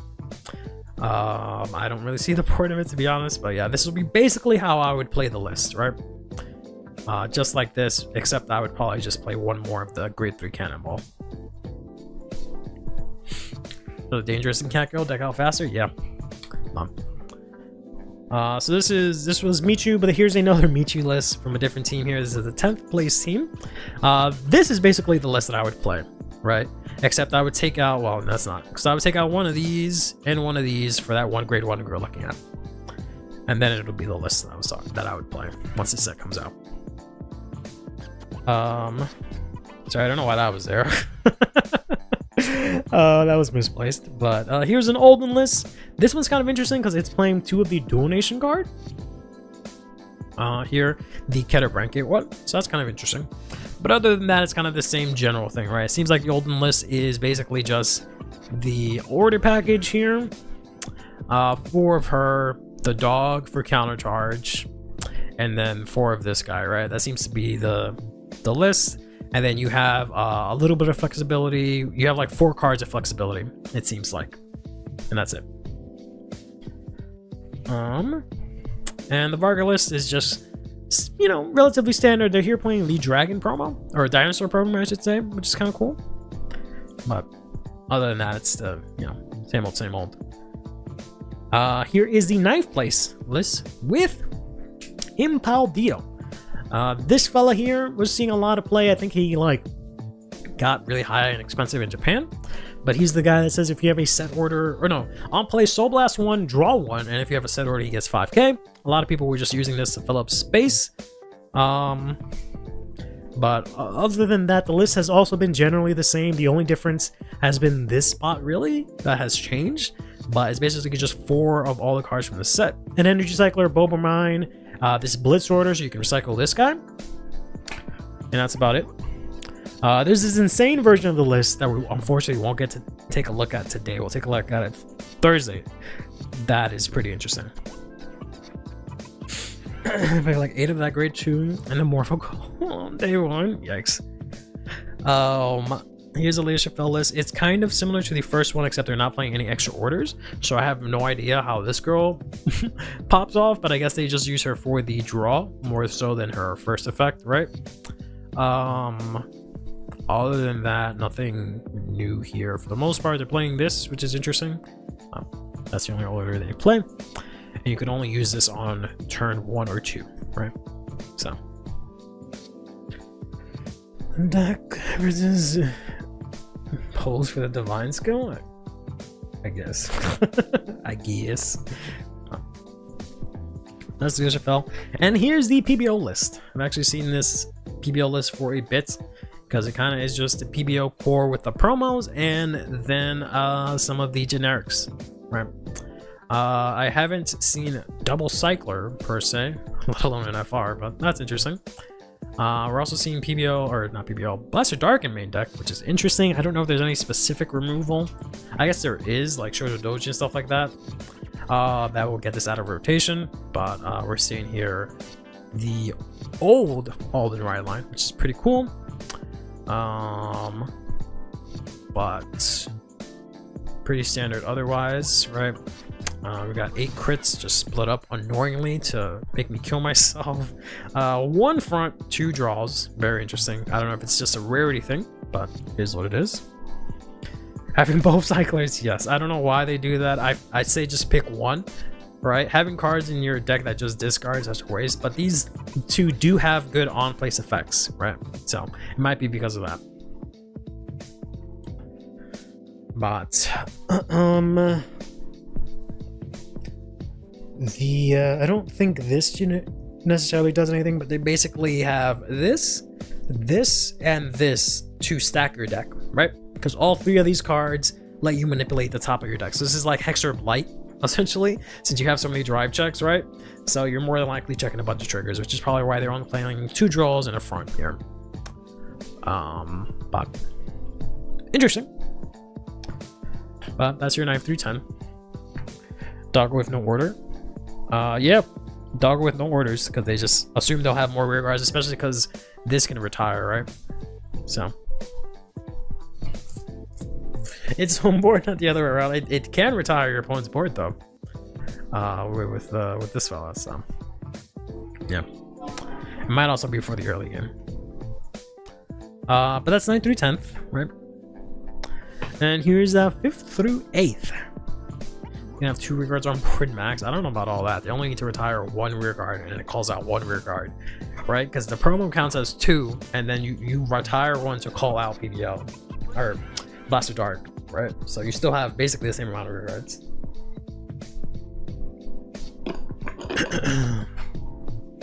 And you can discard a card and then use the energy, the grade 1 to then get that card back to give it the drive checks, right? So you plus plus. And then retires one more. Yeah. Does it retire one more? Well, yeah, I guess to get the drive check. Yeah, to get the drive check, but you can just use it on this column, right? Then it retires itself, retire the promo, call up Blaster Dark, retire something else. It's fine. But here is 5th through 8th. We're not gonna look at all of the lists here. We'll start with the 5th place team here. Here's a Raziel list. Pretty standard. None of the grade 0 triple rare. So that might be third cheap when it comes out. Other than that, pretty standard list. We've got a Straw Mode list, which is nice. It's pretty standard from what we've seen now, playing 4 of this. You know, Everything else is pretty standard, right? Nothing really crazy. We've got a Leonard list, which is you know, what we've been seeing, right? We're still playing both of these, right? But this one has specifically dropped the broccoli. This one isn't hostage either, which is kind of funny, but I don't know if they've dropped the hostage Leonard, but yeah. Reminded me of the Yankee number. Oh, it's funny. But I mean, they're still listening to playing broccoli. Yankee with no. But this one just isn't. Yeah, it ran hostage. We talked about it, or we showed. Yeah, we talked about it and showed it last week. Because they're basically putting this guy in the back row and then guarding with him from the back row. Here that was 5th place. This is 6th place here. Just looking at the Vladimir list, pretty standard, right? Especially from what we're seeing. This one is playing 4 of this and 4 of the Colossus, right? So there's that. If you were wanting to really play the Colossus, they're only playing 2 of this, I guess, with the thought being that you can search it out.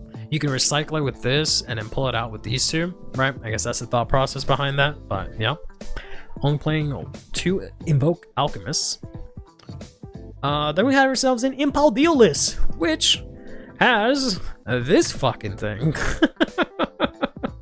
Which I think this one is, it's not boost, this one is hostage also, right? So you can guard with this one.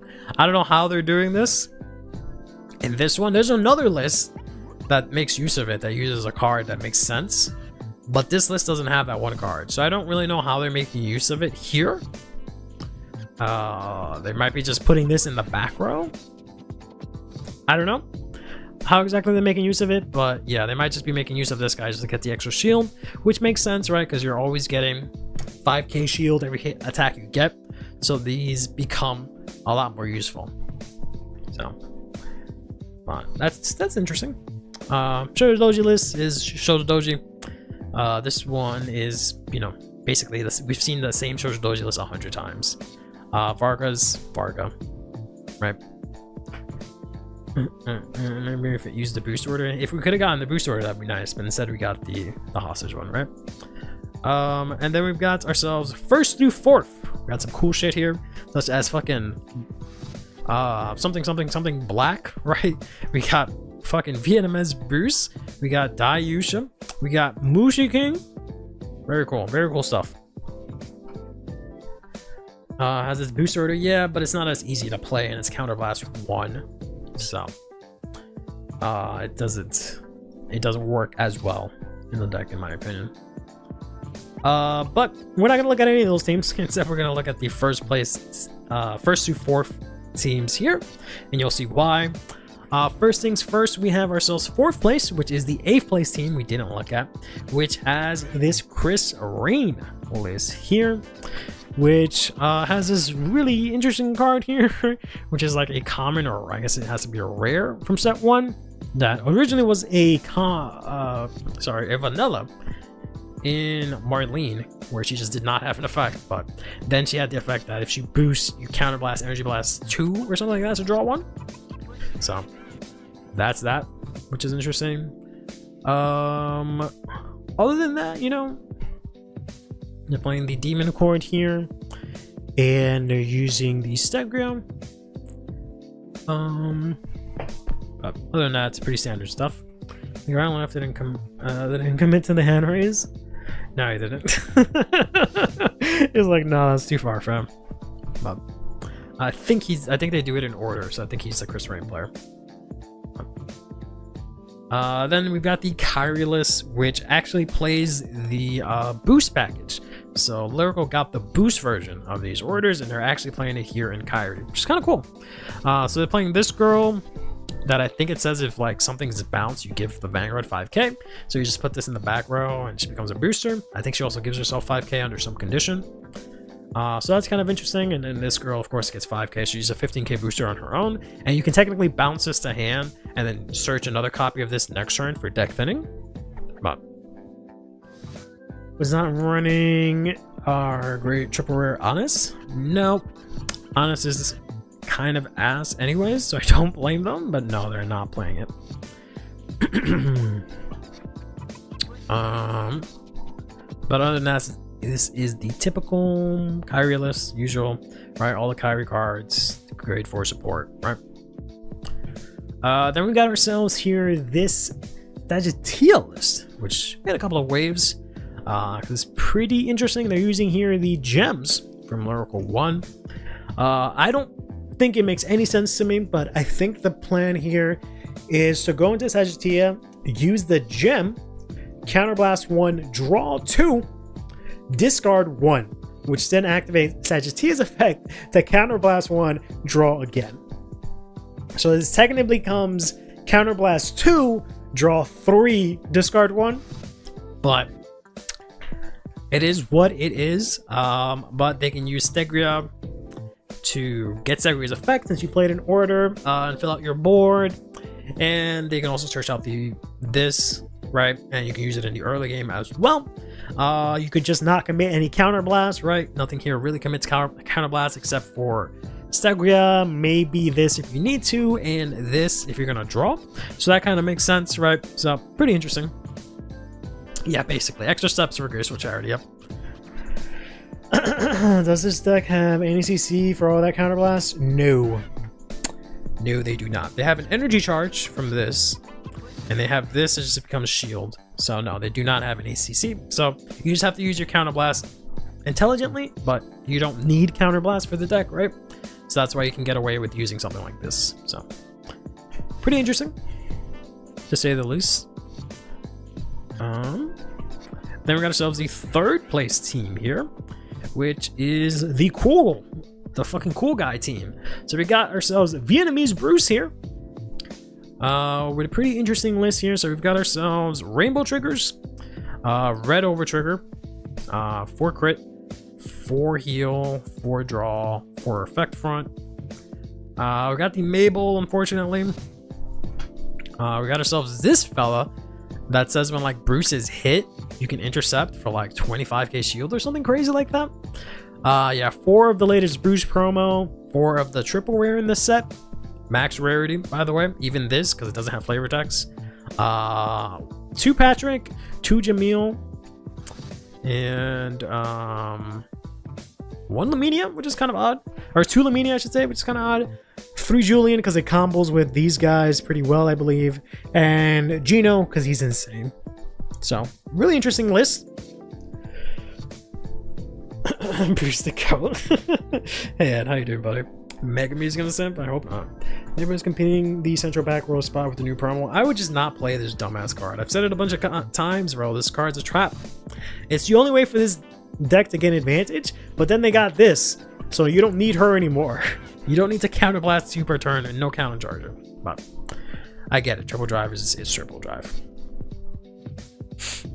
Like it needs the boost order. I mean, not really, because you're using this to call something from back row to front row. So not necessarily, but yeah. It does indeed not have a lot of boosters for the most part. But pretty interesting. Then we got ourselves the Dayusha list, which is pretty standard, except for the fact that we're playing this here, which is interesting because a lot of Dayusha lists play this Blitz order, which is really good. because it's like for every rested set order, it gets 10k shield, and you can rest this in order to use this, right? To use the defect and then have this, which is really good. And then I guess they use this to search it out for some reason, but this can also search out this. So that's possibly the methodology here, but it is what it is. If it hits a trigger, otherwise it's an extra draw. Well, the fact is that they don't draw. So it's less about the triggers and more about the fact that they get some kind of advantage. I'm trying to get myself out of the habit of using the Drive +1 order with Zogger all the time. When I posted this list, if this was the top and Bruce list, my locals group chat, this one person who I haven't seen in like a year reacted like, see you soon. Yes, let's go. Bring him back, bring him back. Perfect. Love to hear it. What's up with the one assembly dragon? Assembly dragon. Soul charge. I'm sorry, counter charge, because you get a bunch of so yeah, no, yeah, you can soul blast too. I don't know if you'll have enough soul for it, but I guess you do put a bunch of these dimensional orbs into soul, so you can maybe soul blast them out. If you have 3 of the base, it lets you counter charge. If not, you can search out the base since you only play 1 set order, so you can search out a set order that you already have in play. So yeah, assembly dragon's good, not bad. It's, you know, you can use this for counter charge and use this just in case you need to search out your order, right? They have a lot of ways to get their order, because they have 4 of her, right? This is the 3 copies. She searches out a base, she can search out a base, right? If you have a blitz and drop, and this can search out a base also. So I get it.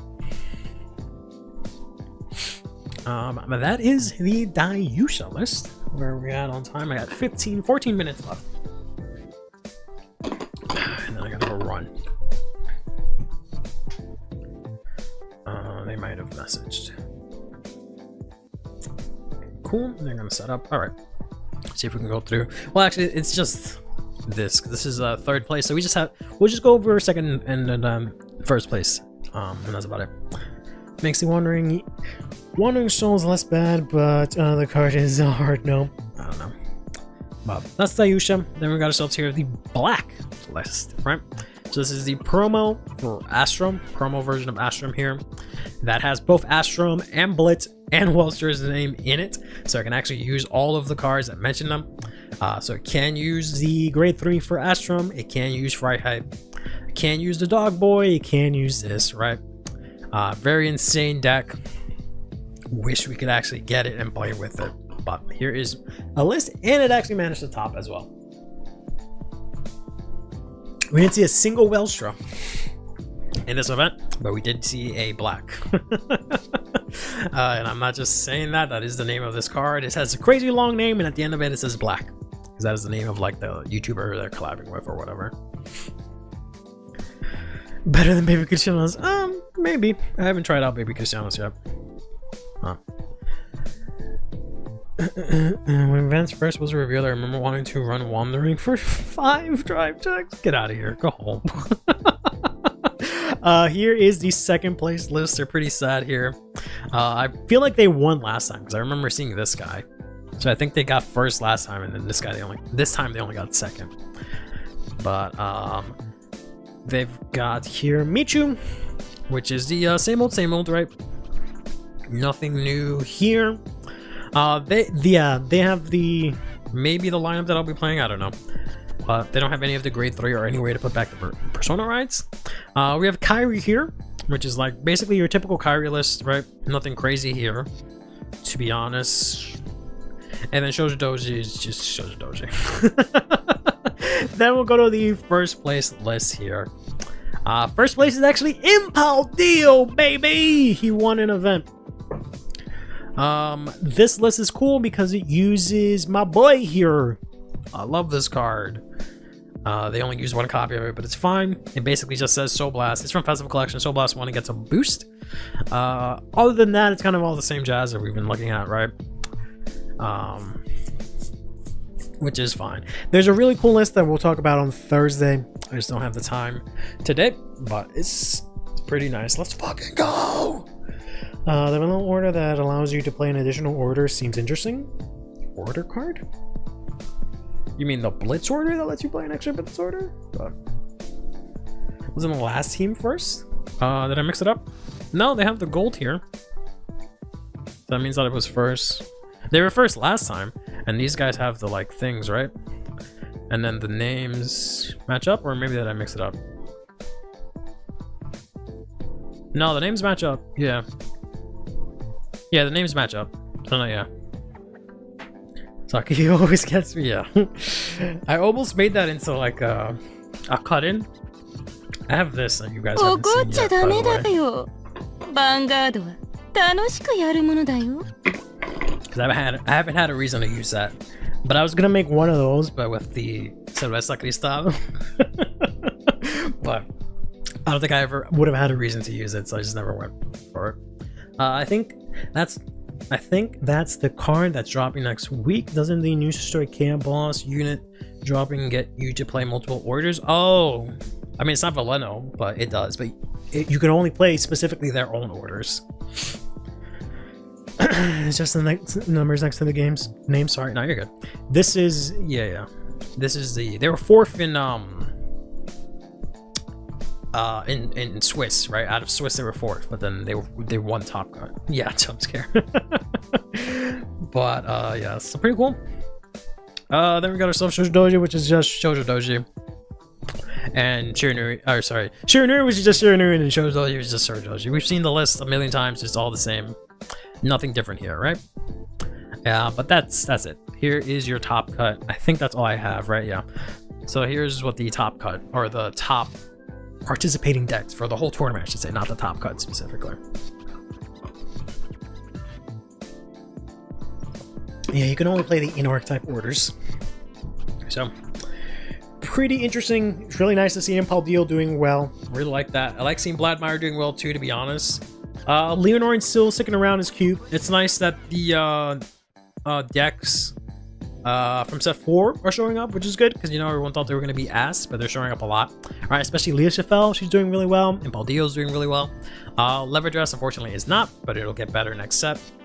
And you know, Welstra is still there, Raziel is still there, which is kind of nice, right? But it is what it is. Japan just is interested in the other stuff right now. It's only been 2 weeks, so it's all right. Hopefully Zorga gets better. He did get support, and I'm sure the deck is still good. Japan notoriously does not play Zorga, or does not like Zorga, or does not play Zorga well. I don't know what it is, but you're more likely to see Zorga in the English-speaking community, or any community outside of Japan top. In Japan, they don't really play Zorga like that, to be honest. I'm not cooked with the bug hard enough, possibly. But it's also, again, it's only been 2 weeks. They're probably just playing with all the other tools that they have right now, right? But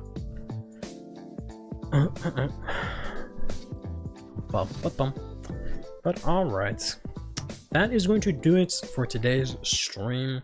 Sorry for the rush at the end there, but I have a hard stop at 7 o'clock, which is in 7 minutes for me. I'm going to be doing a collab on a podcast that I was invited on as a guest. So you'll see me. I'll probably promote that once it's actually up. We'll see. So I'm gonna go run to that, but we'll be back on Thursday and we can talk a bit more about the stuff we talked about today. My friend who played Zorga since it dropped bought it to Worlds last year. Ooh, who's your friend? I might know them if that's the case. Well, maybe not. I don't know. But so it's like 2 hours away from me. Yeah, no. Another Among Us collab is unfortunately it is not Among Us. I would be down for that, but no, it's not Among Us. Get time to remember, what is the podcast name again? It is the Deck Check podcast. I don't know when the video will be up, or if I should be saying anything. Technically, I didn't ask if I can say anything about it, but it's fine. Gentleman is the name. Gentleman is the name. He topped the Cali BCS, I believe. Cali? No, I probably don't know them.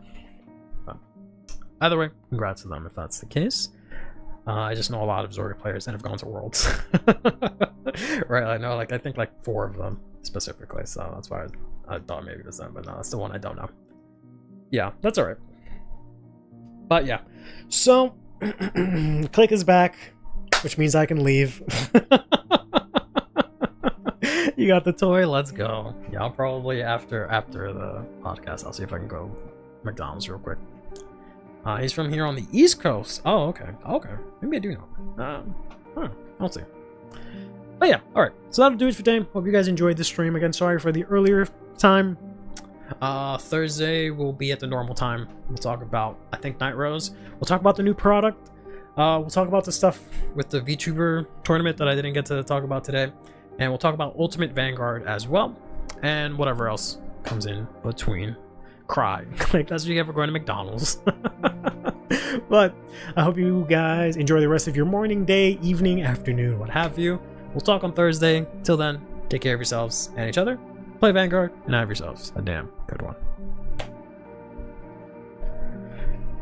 Thanks, Ed.